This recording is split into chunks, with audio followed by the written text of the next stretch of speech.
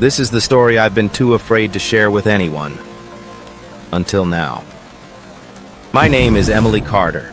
I'm 29, from a small town called Evergreen, Washington, about an hour north of Seattle. The kind of place where the evergreens are so dense, the sunlight barely touches the ground after mid-afternoon. 2 years ago, I believed I'd finally found real, movie-perfect love. But the house we moved into, it already had its own story. And it wasn't one with a happy ending. It began like any ordinary romance. I was at the coffee shop on Main Street after a long hospital shift. The guy in line behind me smiled and said, "You look like you've seen more shadows tonight than I have in my whole life." His name was Alex Rivera. He was a carpenter, quiet laugh, rough hands that felt surprisingly soft when he shook mine.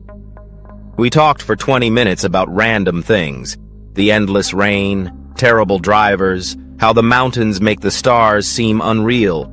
Within a week, we were texting constantly. Within a month, I was staying over at his little apartment above the hardware store every night. He mentioned the cabin his uncle had left him. "It's old," he said, "but it's ours for free, with 2 acres of woods. A real chance to start fresh."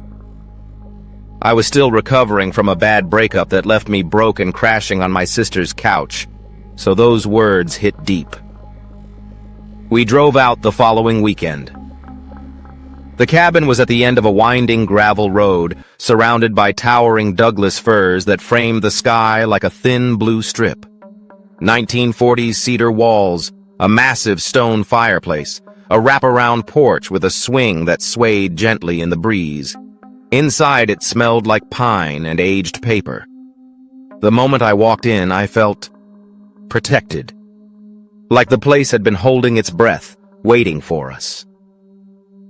That first month was magic, the kind you don't think exists. We'd fall asleep wrapped up on the couch during horror films, funny in hindsight, wake to rain drumming on the metal roof, make pancakes at 2 a.m., just be cause. Alex would hold me tight and whisper, "I never thought I'd get to hold on to someone like you." Sometimes I'd tear up because it felt too perfect. He'd kiss the tears away and promise, "This is forever, Em. I mean it." But forever began to fracture on the first really cold October night. I woke at 3:17 a.m. to soft whispering, not from outside, from inside the walls, right behind the headboard, repeating my name in a calm, endless loop. "Emily, Emily." I froze, pulse thundering in my ears. Alex slept soundly beside me.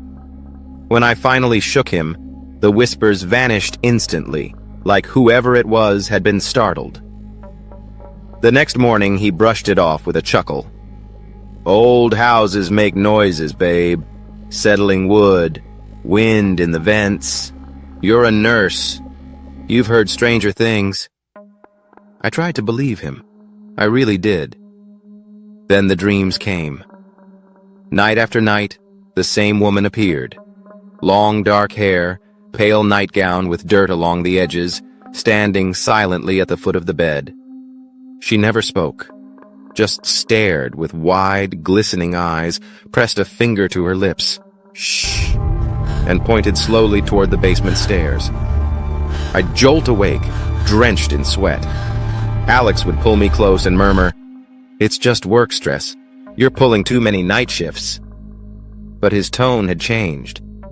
Cautious, like he was measuring every word. One Saturday, while Alex was in town grabbing supplies, I finally went down to the basement. Just a peek, I told myself. Dim concrete space, low ceiling, one bare bulb dangling. In the back corner, behind dusty cans, I found an old metal box. Inside, faded newspaper clippings from 1987. Local man takes own life after wife vanishes. Body never found. The man was Thomas Rivera, Alex's great-uncle. His wife was Margaret.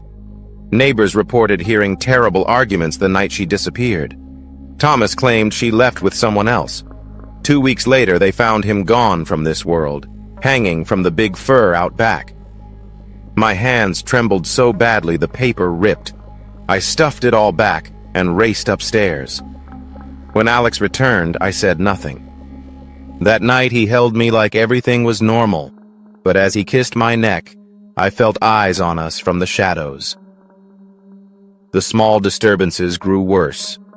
Cabinets left open every morning, the porch swing moving on its own, no breeze. My clothes rearranged, my favorite sweater neatly folded on the bed as if someone had tried it on. The whispers no longer hid. They followed me room to room. Sometimes they sounded like Alex's voice, but older, colder. She's mine now. She'll never leave. I began checking his phone location at night.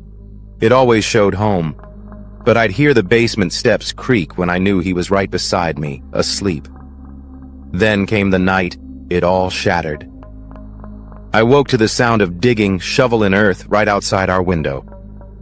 I crept to the glass. Alex was in the yard in just pajama pants, barefoot, digging furiously in the spot the old article mentioned for Margaret. His expression, it wasn't him. Eyes unnaturally wide, face twisted in a strange mix of tears and a vacant smile. I stumbled back, knocked over the lamp. The crash snapped him out of it, or something. He came upstairs caked in dirt, dazed. Em? What happened? I pointed wordlessly at the window. He saw the hole and froze. I don't remember going out there. That's when I showed him the clippings. He didn't yell. He just went quiet, terrifyingly quiet. My family never speaks of it, he whispered. They said the house carries something, that Thomas's presence lingers. It seeks out men who fear losing what they love most, men consumed by jealousy.